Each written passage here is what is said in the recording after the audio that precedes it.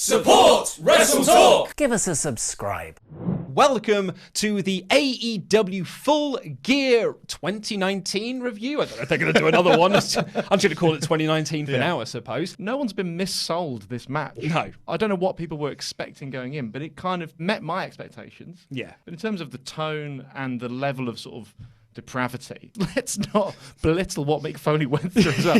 Let's not sully the memory of what he did by just comparing every drop. Yeah, completely. Right, well, let's see what y'all have got to say up in the super chats. Zach Icon Linda says they didn't go far enough. Needed 10,000 light tubes. I thought they were going to do light tubes only because there's a sort of callback to CCW, because CCW was in the Video package. Got a bit of a thrill that all of that CCW footage was in 4:3 as well. like it was some age old. We found this archive video. Bob Buckland in CCW. But let's get into the full show itself.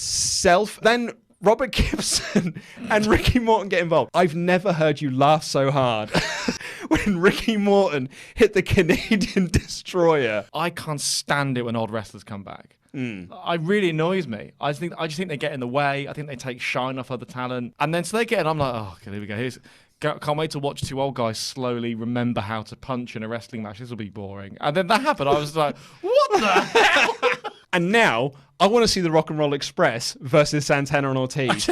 I want to see that at the next pay-per-view. Only if they can sort of banjo and kazooie it with the Jacksons. So it's like all four of them, but they're sort of attached. Just sort of act as they like hold the ropes open, push them around. Right, well, let's get into your super chats. The Zornice says, thanks to Pete for being awake and professional. He did an amazing job while I was away. He's left a pizza box in the office, though. Yeah, I didn't want to bring that up. It was a pigsty. I know. Now, not to go too inside baseball for the folks at home, but there was a time when Pete was very annoyed at things on his desk. And here he is, just pizza boxing away. We'll tell a fun story, then we'll get out of here. When Pete first joined, it's probably about a week into him being here full time, and he just sent this message to us in our WhatsApp group, just saying, like, guys, I don't want to be that guy, but I've just spent the first 20 minutes of my day cleaning up the office, and the place was pretty gross. Yeah. And mainly regularly just leaving trash on his desk. That was an issue. That was an issue. We sort of made this big joke about it. It was like, oh, Pete the Diva wants everything spotlessly clean. And then for the next week, everything went on his desk. Because we're nice like that. Don't worry, we're here, folks. We're just trying to...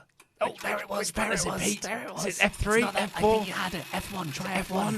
F1! Yay! Luke's back, everybody. I've forgotten how everything works. I know he was here yesterday, but this is the first time me and him have been back together.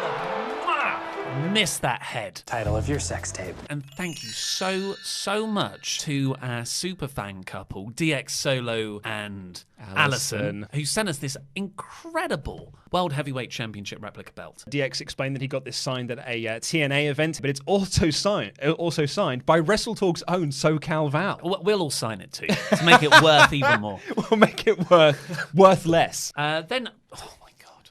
Despite all his rage, Rowan's got a pet in a cage. I really hope it's revealed to be the fluffiest of fluffy kittens. And that's his new thing, is that he is this big, horrible monster beast. But when he sees the little fluffy kitten, he realizes the error of his ways and realizes that actually there's a lot of love to be had in this world. Walter is a disappointing, frustrating thing to happen on this show, but this might actually be the most annoying. Aleister Black. How are we in November and he is still cutting the same goddamn promo that he's been cutting since April? How is that even possible? So Dave Meltzer said he's got a knee injury. Oh, really? Yeah. I love that shit. Even so, just take him off TV. I know, Yes. I agree. We've just had Chris Jericho's first loss. I think, from what we've spoken about so far, we are on opposite sides of whether this is a good thing or a bad thing. SCU, and I love them. I'm a real big fan. You look at the rest... I'm in that awkward position where there's this amazing movie that I love, but because I don't think it's the best movie ever, I'm the bad guy. So, Jericho's first pinfall loss should be against like a proper big money feud. I fully expect Jericho to have a match with Sky somewhere, but Pentagon Jr. And there's even the story of Jericho turning up at All In dressed as Pentagon in the Kenny Omega match. Yes. It should have been Pentagon, is your whole argument. Yeah. I put up a poll on the community tab this morning. First time we've done this. We don't usually like to go put NXT and AEW against each other, but 9,500 people voted in this. 49% for Dynamite, 51% from NXT. That is neck and neck. Can't call that. No. That's Brexit. I mean, you can call it. NXT won. No. You can't call it. Referendum. So let's get on to your super chats. Pavi let Andy out of his cage. Hey, Ollie, didn't you complain when WWE put the belt on already established wrestlers instead of making a new superstar? How much are those WWE checks, Ollie? Wellicky. Switched allegiances. no, I'm just saying, I feel like AEW have gone too far the other way. I fancy booked myself a better storyline, and now I'm upset this company are not doing it. It should be Pentagon Jr. Hello, you are watching WrestleTalk Live. I'm El Fakador Laurie Blake. This is housemate Simon Longdon. We then go into a match versus Isaiah Swerve Scott versus Bronson Reed. This wasn't Just a match. He had some good spots. This is the point where I really noticed also that there was like a couple of front row CM Punk t-shirts. Oh, really? And I was like, okay. So I kept noticing So that- he's allowed back on the air, is he now? I kept noticing the guy dressed as Hulk Hogan. He just sat down the whole time. Normally the guys who dress up like that are quite like, oh, me. I don't even think he knew he was dressed up. Post-controversy Hulk Yeah, Hogan. yeah, That's why. exactly. It's a very specific era of Hulk Hogan. It was a good match. I enjoyed it. But There was a lot of sitting on him. The sitting was good. I like that. Yeah, Yeah, I like the yeah. bit where he came off the ropes and Reed literally just sat on him for like a good 30 seconds. Yeah, it was a good match, and I think It's a weird these fetish to have. These but are two someone's talents. gotta have it. Yeah, exactly. But clearly next week is going to have some sort of massive announcement with the extra member of the Keith Lee team. Who's it gonna be? Maybe they actually, just to continue it, it'll go Neville. No. Kenny Omega. It's Kenny Omega. But it's time to get into the super chats before we close out the show. Anton H says, every week I look forward to how Garza's pants come off. Yeah. I think as does everyone. Rex Joseph Calmarin, also on the subject of Garza's pants, says Garza's pants are cooler than Seth. They are. Seth has not been doing well at keeping his cool.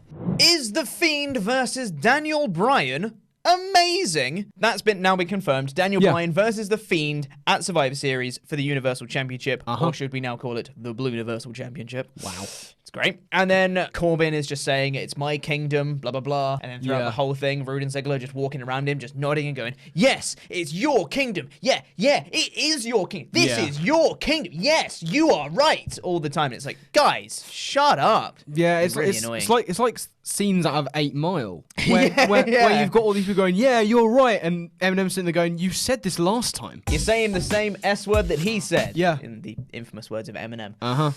I've written here as well. It's like Vince has just realized that Roman is called the big dog. And he's just gone, oh my God, it's got the word dog in it. There's so many things we can do. There's so much dog-based humor. There's so much material. In the infamous words of Vince himself, according to John Moxley on the podcast, this is such good S-word. This is terrible. And I hate it with a passion. Ali hit the 450 on Ziggler for the win.